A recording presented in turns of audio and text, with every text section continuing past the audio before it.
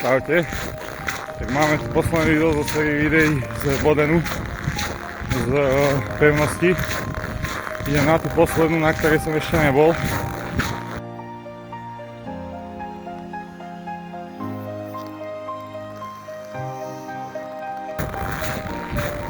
Slnečko nám svieti, takže obloha je čistá. Mal by byť nádherný výhľad v stade. Som sám zvedavý, či to bude stať za to. Je to 2 hodiny šlapania.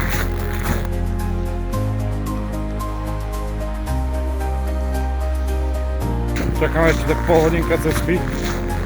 Dneska je to fakt náročné, máme minus 20 a viac. Je to do záhlu, ale ozvem sa, keď budem hore.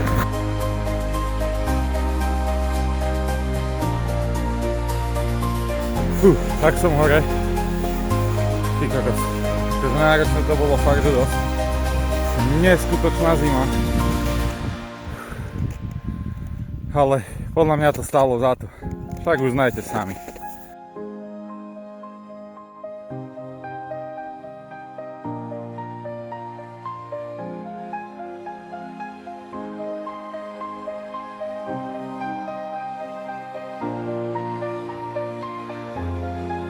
Budem to musieť nechať na niekedy inokedy, keď bude menej snehu, alebo keď zmizne sneh. A fakt sa tu nedá chodiť, nikto sa nechodí.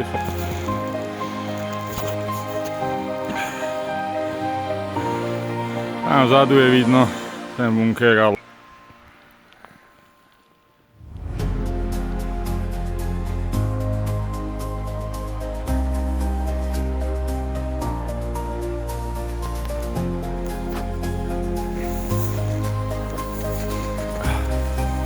a môžem ísť naspäť na obyt.